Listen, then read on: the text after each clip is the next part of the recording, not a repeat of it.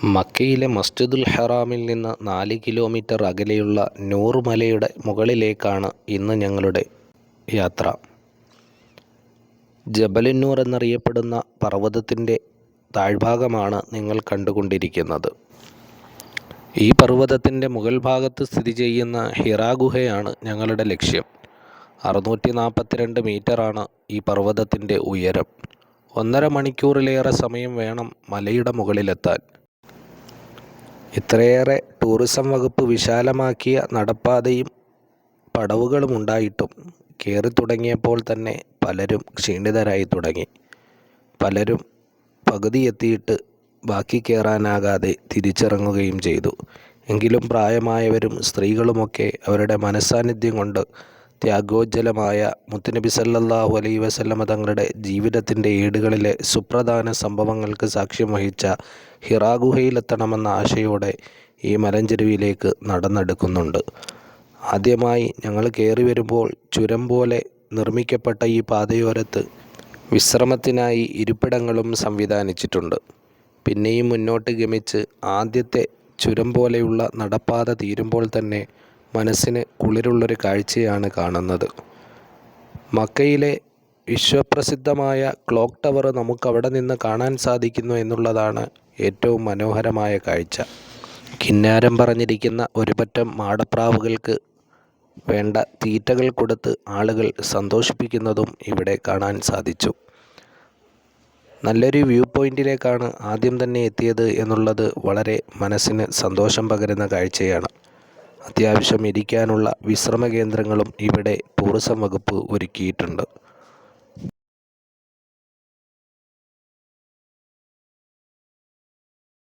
കയറിയതിനേക്കാൾ ഇനിയും ഒരുപാട് കയറാനുണ്ട് എന്നുള്ളതാണ് സത്യം.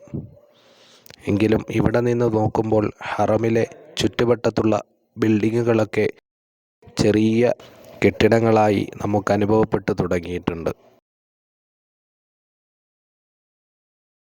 മക്കയിലെ തൻ്റെ ചുറ്റുമുള്ള ജീവിത സാഹചര്യത്തിൽ മനം മടുത്ത് ഏകാന്തനായിരിക്കാൻ പ്രവാചകൻ മുഹമ്മദ് സല്ലല്ലാഹു അലൈഹി വസല്ലമ തങ്ങൾ ഇടയ്ക്കിടയ്ക്ക് ഇവിടെ വരുമായിരുന്നു.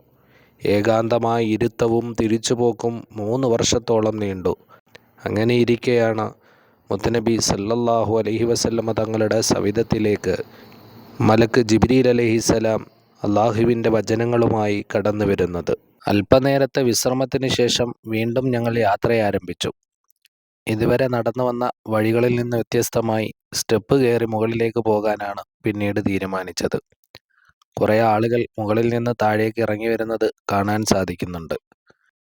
അത്യാവശ്യം നല്ല വെയിലായി തുടങ്ങിയത് കൊണ്ട് തന്നെ നല്ല ചൂടും അതുപോലെ ക്ഷീണവും അനുഭവപ്പെട്ടു. നേരത്തെ താഴെ നിന്നേ വാങ്ങിവെച്ച വെള്ളം അതിന് പരിഹാരമായി ഉപയോഗിച്ചെങ്കിലും ക്ഷീണം പെട്ടെന്നൊന്നും മാറുകയില്ലല്ലോ. ഏതായാലും ഇനി ഒരുപാട് ദൂരം പിന്നിടാനുണ്ട്. താഴെ നിന്ന് വാങ്ങിയതിനേക്കാൾ വലിയ വില കൊടുത്ത് ഇനി മുകളിലേക്ക് ചെല്ലുമ്പോൾ വെള്ളം കിട്ടൂ എന്ന് ഞങ്ങൾക്ക് മനസ്സിലായി. 1 റിയാലിന് താഴെ നിന്ന് വാങ്ങിയ വെള്ളം മുകളിലേക്കെത്തിയപ്പോൾ 2, 3, 5 റിയാൽ വരെ ചോദിക്കുകയുണ്ടായി. ഇതിനിടയിൽ വിസ്മയിപ്പിക്കുന്ന മലനിരകളും കെട്ടിടങ്ങളും കണ്ട് ഞങ്ങളിങ്ങനെ പതിയെ പതിയെ മുകളിലേക്ക് കയറി. വീണ്ടും വീണ്ടും കണ്ണുകളിലേക്ക് കെട്ടിടങ്ങൾ ചെറുതായി തന്നെ വന്നു തുടങ്ങിയിരിക്കുന്നു. ഓരോ വ്യൂ പോയിൻ്റ് എത്തുമ്പോഴും നേരത്തെ കണ്ടതിൻ്റെ 10 മടങ്ങ് കെട്ടിടങ്ങൾ ചെറുതായിക്കൊണ്ടിരിക്കുകയാണ്. അതുമാത്രമല്ല, വളരെ വിശാലമായ മലനിരകളും അതിൻ്റെ ഇടുക്കുകളിലുള്ള കെട്ടിടങ്ങളും ഇവിടെ നിന്ന് കാണാൻ സാധിക്കും. വളഞ്ഞും പുളഞ്ഞുമുള്ള സ്റ്റെപ്പുകളും താഴേക്ക് നോക്കിയാൽ പേടിപ്പെടുത്തുന്ന തരത്തിലുള്ള ചെങ്കുത്തായ കൊക്കകളുമാണ് നമുക്ക് കാണാൻ സാധിക്കുന്നത്. മറ്റു പർവ്വതനിരകളിൽ നിന്ന് വ്യത്യസ്തമായി എനിക്ക് മക്കയിൽ കാണാൻ സാധിച്ച മലകളുടെ പ്രത്യേകത ഇളകിയ പാറകൾ അടുക്കി വെച്ചതുപോലെ തോന്നുന്നു എന്നുള്ളതാണ്. ഇത്രയേറെയൊക്കെ വികസിച്ചിട്ടും മലനിരകളുള്ള നാടായി തന്നെ മക്ക അവശേഷിക്കുമ്പോൾ ചരിത്രത്താളുകളിലേക്ക് നമ്മളൊന്ന് മാറി സഞ്ചരിക്കുകയാണ്.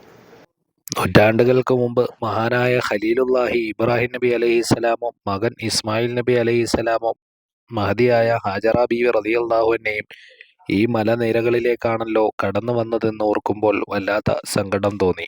എങ്കിലും അവർക്കത് സങ്കടമായിരുന്നില്ല.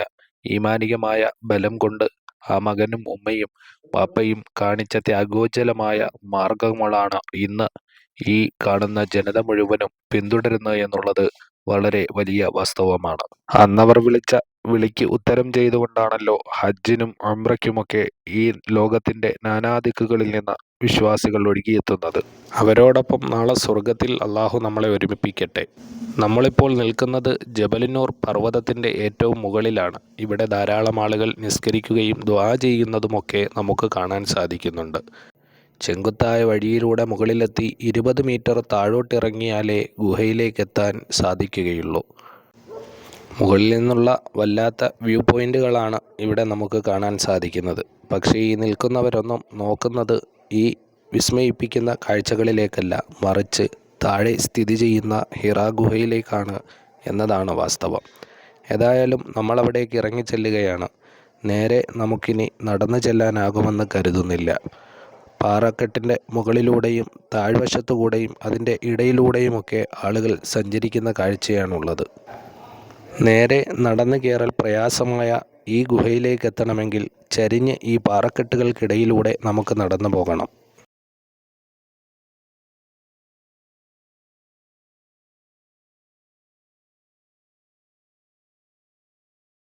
ഈ കാണുന്ന വഴിയിലൂടെയാണ് ഇനി നമുക്ക് അകത്തേക്ക് പോകാനുള്ളത്. ചരിഞ്ഞു മാത്രമേ നമുക്കകത്തേക്ക് പ്രവേശിക്കാൻ സാധിക്കുകയുള്ളൂ. മുകളിൽ നിന്ന് വീഴാൻ നിൽക്കുന്നത് പോലെ പാറക്കെട്ടുകളും നമുക്ക് കാണാം. ഈ ചെറിയ ഹോളുകളിലൂടെ ചരിഞ്ഞ് വേണം നമുക്ക് മുകളിലേക്ക് കയറിയെത്താൻ.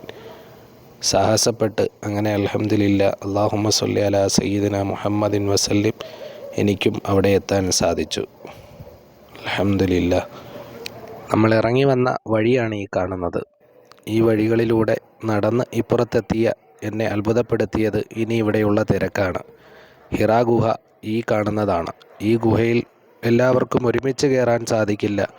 ഒരാൾക്ക് കഷ്ടിച്ച് മാത്രം സുജൂദ് ചെയ്യാൻ സാധിക്കുന്ന ഈ ചെറിയ ഗുഹയ്ക്കകത്തേക്ക് കയറാനുള്ളവരുടെ തിരക്കാണ് ഈ കാണുന്നത്.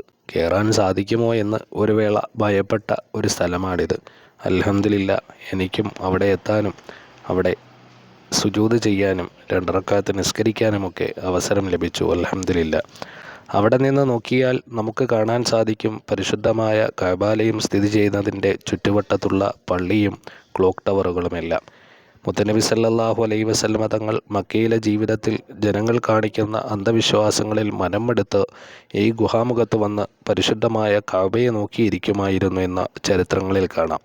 ഇന്നീ കാണുന്നത് പോലെ കെട്ടിടങ്ങളില്ലാത്തത് കൊണ്ട് തന്നെ അന്ന് കഅബയെ നേരിട്ട് ആ ഗുഹയിലിരുന്ന് കാണാൻ സാധിക്കും എന്നുള്ളത് നമുക്ക് മനസ്സിലാക്കാവുന്ന കാര്യമാണ്. ഹിറാ ഗുഹ ഖുർആൻ ആദ്യമായി അവതീർണമായ പുണ്യസ്ഥലം. 4 മീറ്റർ നീളവും 1.5 മീറ്റർ വീതിയുമാണ് ഗുഹയ്ക്കുള്ളത്. ഇസ്ലാമിക ചരിത്രത്തിൽ വളരെ വലിയ സ്ഥാനമുണ്ട് ഹിറാ ഗുഹയ്ക്ക്. തിരുജീവിതത്തിലെ ത്യാഗോജ്ജലമായ അധ്യായങ്ങൾ അനുസ്മരിച്ച് ആയിരക്കണക്കിന് വിശ്വാസികളാണ് ഇവിടെ എത്താറുള്ളത്. അള്ളാഹു നമുക്ക് ഇവിടെ എത്താനുള്ള ഭാഗ്യം നൽകട്ടെ. മുത്തനബി സല്ലല്ലാഹു അലൈഹി വസല്ലമ തങ്ങൾ ധ്യാനത്തിലിരിക്കുന്ന സമയത്ത് ഈ ഗുഹാമുഖത്തേക്ക് ഭക്ഷണവുമായി കടന്നു വന്ന 55 വയസ്സോളം പ്രായമുള്ള ഖദീജ ഉമ്മയുടെ കഥ നമുക്ക് വിസ്മരിക്കാൻ സാധിക്കുകയില്ല. ടൂറിസം വകുപ്പ് ഇത്രയേറെ വിശാലമായ വഴികളുണ്ടാക്കിയിട്ടും കയറി വരാൻ പ്രയാസപ്പെട്ട നമുക്ക് ആ ജീവിതത്തിലെ അത്രയേറെ കഠിനമായ പ്രയത്നങ്ങൾ ഓർക്കാതിരിക്കാൻ കഴിയില്ലല്ലോ. അങ്ങനെ ഖുർആനിൻ്റെ ആദ്യ വചനങ്ങളായ ഇഖ്റ ബിസ്മി റബ്ബിക്കല്ലദീ ഖലഖ് എന്ന് തുടങ്ങുന്ന വചനങ്ങൾ അവതരിച്ച ഹിറാ ഗുഹയിലും നമുക്കെത്താൻ സാധിച്ചു. അൽഹംദുലില്ലാ. ത്യാഗോജ്ജലമായ 23 വർഷത്തെ മുത്തനബി സല്ലല്ലാഹു അലൈഹി വസല്ലമ തങ്ങളുടെ പ്രബോധന ജീവിതത്തിൻ്റെ തുടക്കമായ സ്ഥലത്ത് നിന്ന് ഞങ്ങൾ യാത്രയായി.